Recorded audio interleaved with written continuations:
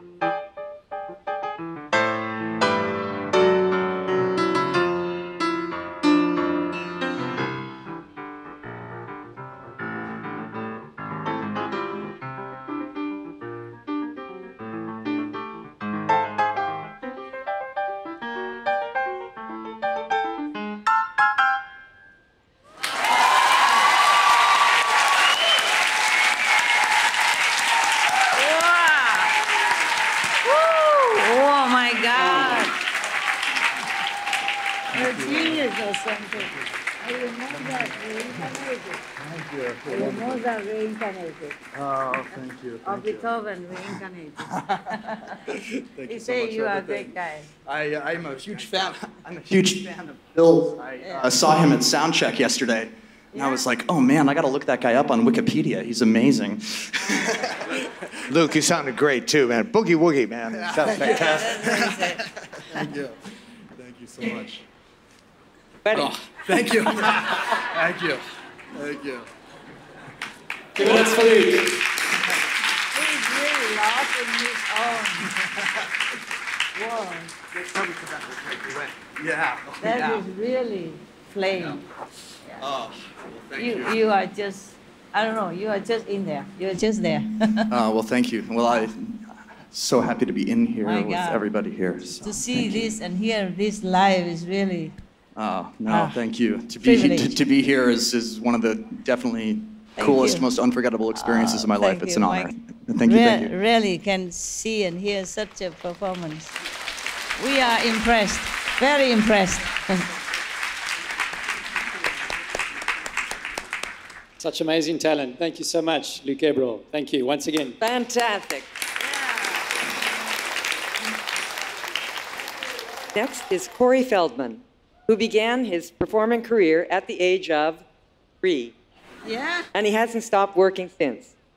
The star of some of America's hit movie favorites, such as The Goonies and Stand By Me, Mr. Feldman was one of our gracious hosts for the world premiere of Loving the Silent Tears, the musical. Please, let's welcome the award-winning actor and singer, Corey Feldman.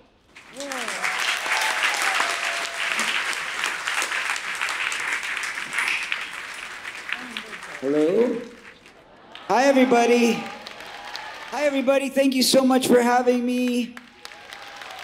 God bless you all. Peace and love to you all. Thank you, Supreme Master, so much for the invitation. It's such an honor to be here, and I feel very blessed.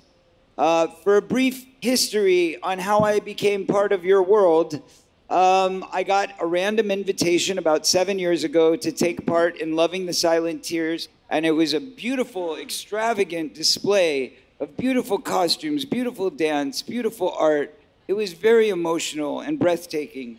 And everybody was so beautiful and nice and friendly, and we had such a great experience. And then we got these books in the mail, and they were these big, beautiful, giant box sets of the performances, all the information about it, and we showed them to all of our friends at Christmas. It was just a beautiful experience. And then we didn't hear anything from you for many years. So we thought, well, that was interesting, you know, and we moved on.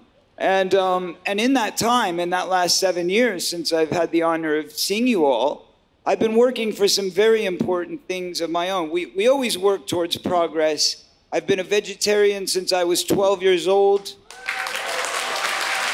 I made that decision on my own because once I was old enough at like 11 to understand that the same animals that were in the cartoons were the ones that were our friends, and they were the same ones on our plate.